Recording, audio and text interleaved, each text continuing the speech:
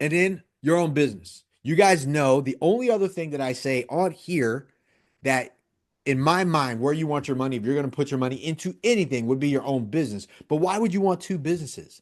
9 out of 10 businesses make less than $1 million a year in revenue. There's 33 million small businesses. There's 33 million small businesses in America, and majority of them have 1 to 0 employees. That is not a dream. That sounds like a freaking nightmare.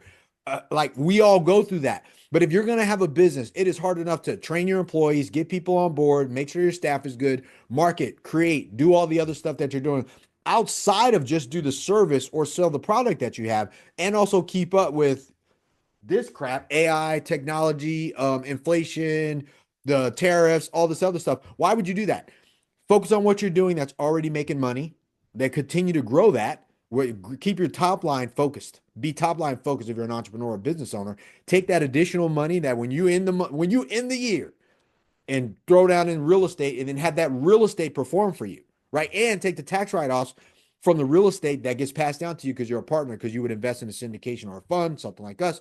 And then that way you don't pay taxes, or you pay little to no taxes on the money that you receive from your real estate. And some of that could be written off as it relates to your tax ramifications. See your accountant for that. I'm not your accountant, but that's how it works. That's how I've done it. So the reason why this is important, number one, you need to know where your money is. Number two, you need to take awareness, pay attention. I've been talking about this a lot. If you don't get your money right, if you don't start investing in your money, not even get your money right, your money's probably right. You probably know how to earn money in your business. You're probably good at that. If you are the person that I talk to, you're probably great at saving it as well. You were taught that. Your mommy was like, penny earned is a penny saved. And your daddy was like, don't just spend. You need to put money aside for a rainy day. It's raining. It's rained all week. Your money probably didn't grow. The way you make your money grow is you invest your money. Wealthy people invest money, period. If you want to create wealth, if you want to build wealth for you, your family, your kids' kids, you want to leave money to your church, your charity, and feel good about it. If somebody calls, you just want to give right now, you cannot do that if you haven't invested money in the past, and take your investment money that's continued to pay you, and you can take some of that money and be like, hey, you know what? This was cash flow. That's why I did it. So I can leave something generationally to other people. I mean, don't you want a hospital named after you, man? Or a road or something? You don't want it to just be like clean up or adopt a highway, or you got like this little stretch of the highway where you was picking up trash with you and your kids. You want to write a check to your church. And they'd be like, hey, we're raising money because we're going to renovate the children's church, and we need 2 million bucks. You want to write that check and write the check and not have like sweaty palms as you walk back to your car. How are we going to do it? You want to you don't want it to affect anything. You don't want to have to go to your accountant. You don't want to have to go to your finance department at your company. You don't want to do any of that. You want to be able to be like, dude, I did this for this purpose. You can't do that with the ebbs and flows of what's going on in the market.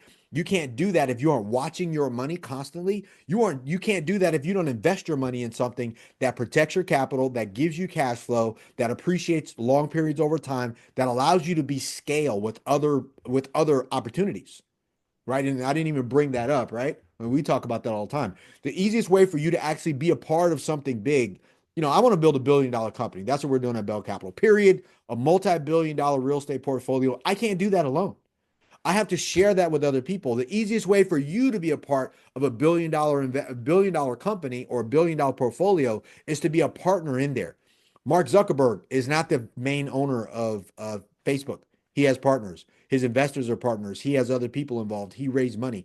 He Jeff Bezos, he only owns a small percentage of Amazon. It's him and his shareholders and his investors and his employees and the people who buy. Like, no one owns 100% of anything. But if you aren't thinking like that, then you will just look at what you have and you're like, nope, I'm going to hold it. And you're going to put your hands over your little candle to make sure the wind don't blow it out. But it's going to blow itself out. On your last dying breath, trying to keep that thing alive, you're going to, and it's going to go out. You're like, shit, what'd I do? I should have been investing my money the whole time so I can do something with it. So that's my story to you guys. I know I got long and I might have got off, and you're probably like, what the hell's Vic talking about?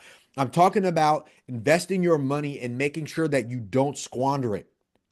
Super important, man. Look, I'm gonna lean in. Over the next probably 12 to 18 months. I've been talking about this. Yes, I'm okay with saying something and being wrong. I was wrong. I thought it was the last 12 to 18 months, but it's actually coming up because we see it happening. You need to put yourself in a position where you have so much income coming in that you can double down on your real estate investments. Invest with me, invest with somebody else. Invest in a syndicator. If you watch what's happening, there's going to be less and less opportunities for you to do by yourself. Then there will be more opportunities for you to do on the strength of other people, their strength in numbers. Just like in survival of the fittest and herds and packs and the safari and things like that. The animals that survive live in packs. Are you an accredited investor with 300,000 or more liquid in the bank? I want you to come and partner with me. Look, if you love real estate, passive income, and positive cash flow, appreciation over long periods of time, and you're willing to be patient, come invest with me. Go to bell-capital.com. This is for accredited investors with 300,000 or more in the bank, ready to go. Come invest with me. Go to bell-capital.com.